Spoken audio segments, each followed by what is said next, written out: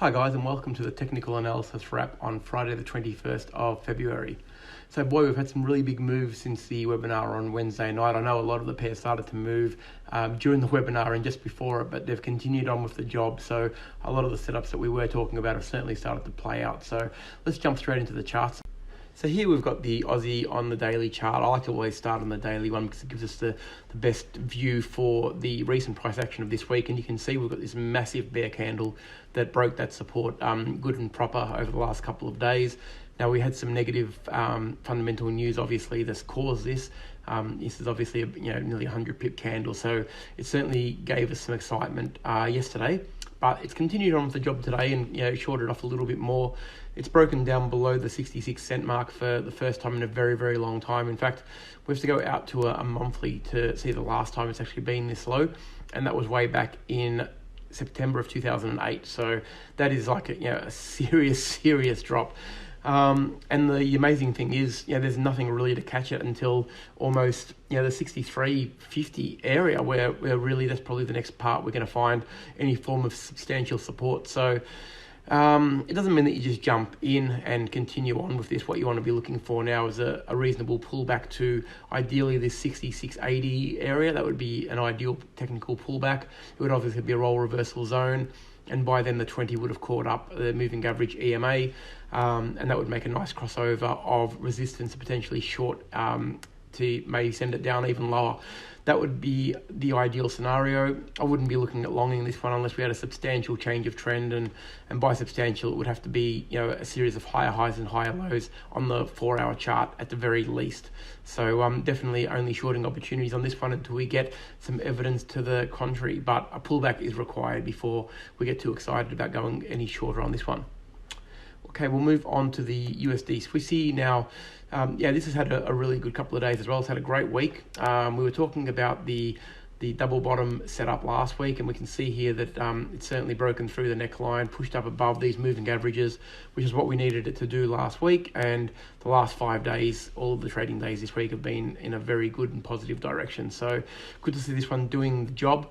Now, obviously, it's run into a pretty significant roll reversal zone here. There's a fair bit of resistance in front of it, including the 200 SMA on the daily chart. So certainly not a mucking around sort of area. It's going to take a fair bit of breaking to get past this zone. We can see that the stochastic is obviously in the oversold. MACD is still rising, but it's just one to watch. I would probably be looking for potential shorting opportunities, probably to the pullback of the MAs, and then maybe send it long and try and break this zone once and for all. But we're going to need evidence now, if you haven't already taken the longs, that it needs to break this zone good and properly with a close above the 200 and this roll reversal area before I get serious about going long on this one, with the obvious take profit zones at the next serious resistance zone, which will be around that sort of 99 or even parity, which is obviously a very serious zone for it. That's the next target though, if it does break past this little area here. So ideally, pull back to the MAs and then up and all the way to parity. The US dollar yen has also played the game in a very big way. It's had a lot of pent up anger. You can see here, we've been talking about it for a while. We've had a series of higher highs and higher lows. It certainly hasn't gone into a short trend in a very long time. We did mention that last week. And finally, this little bit of pent up contraction in the market has sent it spiraling up. That blue sky, and I've said it over and over again, that when we've got a blue sky area with not much in front of it, you're going to get a big explosive move, and there it is for us, straight into the 112, which is pretty much where every take profit should have been. It's not to say that it can't go higher, of course, but that's the first place that it's obviously going to find some serious resistance.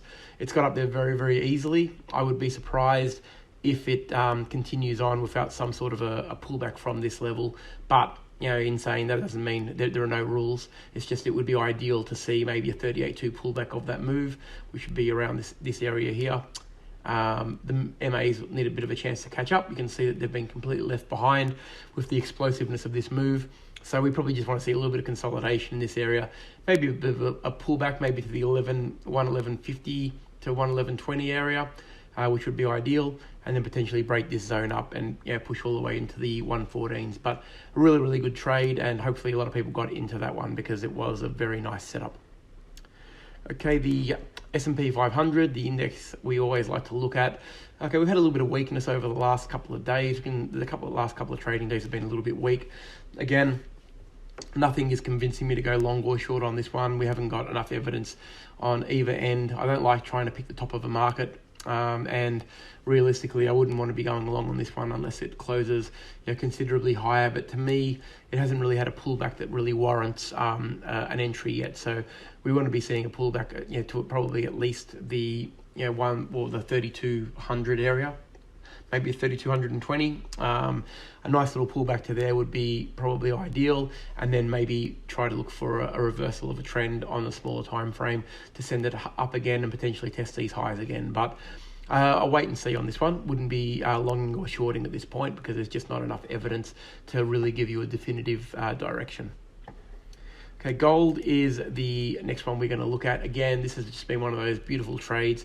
It's been a technical perfection for us this year. This one has been basically testing the 20 and the middle Bollinger Band, which is also a 20 SMA, and you can see the 20 EMA in the red here. It was basically bouncing off that. It was promising to do this. It has been promising to get to the 1600 for a little while now, and when it did, it certainly did it in a big way. It's even as we speak, it's pushing up to new highs.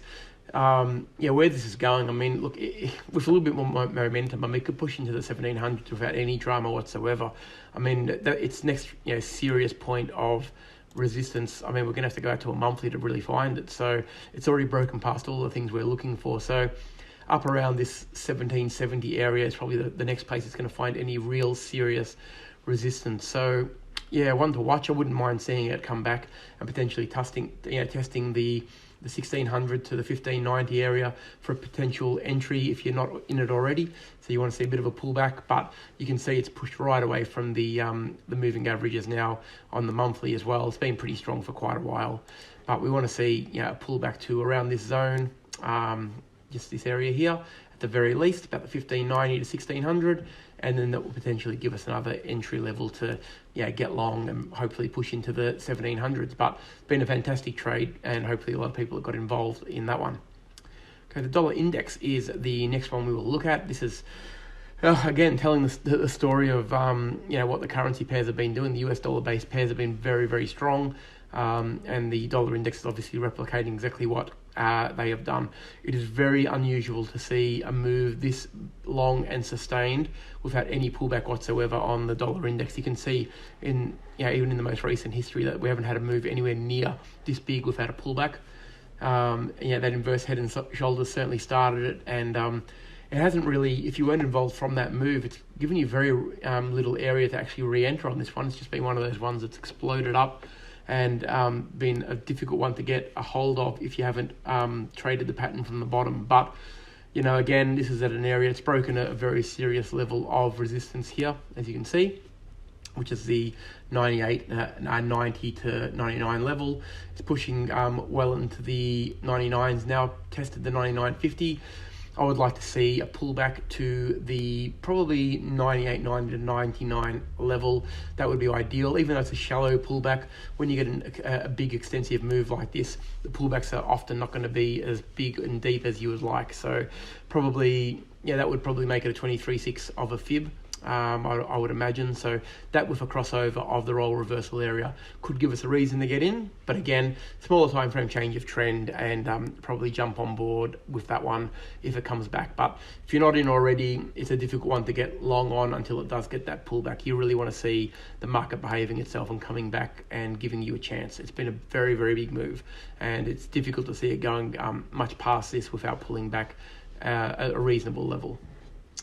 Okay, we will go on to the euro now. So the euro has just continually pushed lower and lower and lower, similar to the Aussie dollar, but probably a little bit less aggressive. Like, this is a daily chart as well. So you can see just the days have just been continually weak. We've had a little bit of strength on that one. We're sitting around that 107, sort of a 90 to 108 level. We need to go out a fair way to actually find some support at this level. You can see here, this point here was a bit of it can certainly give it a bit of support. It'll be a roll reversal area. It was resistance at this point here, these 2 points. So we would expect that it will find a little bit of support here. MACD is definitely oversold. We can see here on the stochastic that's also oversold. MACD is trying to, it's gone into the histogram again, and it's pretty flat. I mean, it could get into the zero zone pretty easily. So it wouldn't surprise me, to see this turn around and probably test these levels that are around the 109 again. So probably 100 pips from here. I'd like to see it bounce up and probably test the previous support zone for potential shorting opportunities. It's going to take a little bit of convincing to see this one going long any further than that. So I'd be probably looking for shorting opportunities on a smaller time frame at around this level, and then potentially going long on it if it does get above this level here, which is the 109, and close above it, and give us something to get excited about. So it needs to break the 110, and then obviously the next level will be the 112. That's hard to see at the moment. So for now, we'll be looking and setting our line, probably setting alerts for this level here. We want to come and see it test the 109 and potentially look for shorting opportunities. It'll be testing the 20 moving average as another resistance level at that point as well. So hopefully we'll get that crossover resistance. But you can see here that the stochastics is drastically oversold on this one, so wouldn't surprise me to see a bit of a bounce up. Okay, the last one we will look at today is the oil. So oil has really played the game as well. It's been technically a really good trade over the last few weeks. I'll just blow this one up. The double bottom has played out quite nicely. It's broken the neckline, shot up. We got this serious candle here that's telling us that basically Dragonfly Doji telling us that the price action completely reversed. The sellers certainly tried to kick this one in, but the buyers won the war in the end, pushed it up with a really strong closing candle above the 20 MA. This is a daily chart, so it's a pretty serious candle. Pretty much hit all the levels that we expected it to hit. You can see the support line that was through here. I'll just draw a vertical line there to point that out. So we can see that was obviously a very strong support line for quite some time. We would see no surprises to see that this is going to be resistance now. We've had a pretty reasonable candle that's tried to push up to the 50 here. It's rejected, so it's a pretty big daily rejection, as we can see, nearly close on $1. So it's a pretty decent rejection. That's almost now a gravestone doji. Well, it pretty much is really. It's like we can call it a gravestone doji, close enough. But the most important thing there is obviously that the price is justifying what we already saw. So what we're looking for now is probably a pullback to around this level here. Not dissimilar to what we saw on gold. We want to see a bit of a pullback back to maybe the 52.50 to give us an opportunity to potentially go long. I'm not convinced this is done on the long side yet, but difficult to get involved with until it pulls back to a support zone, change of trend, and we want to see a closed candle above this level here, above the 53.70, and that'll convince us that it's on its trajectory long again and potentially pushing up into the 58s and 57.50s. So I hope everybody has had an awesome week trading. We've had some really, really good opportunities. If you've missed any of them, just take a look at some of the setups that we've seen, wait for those pullbacks, and hopefully you'll get a chance to take part in the ongoing trend. Have a great weekend, guys.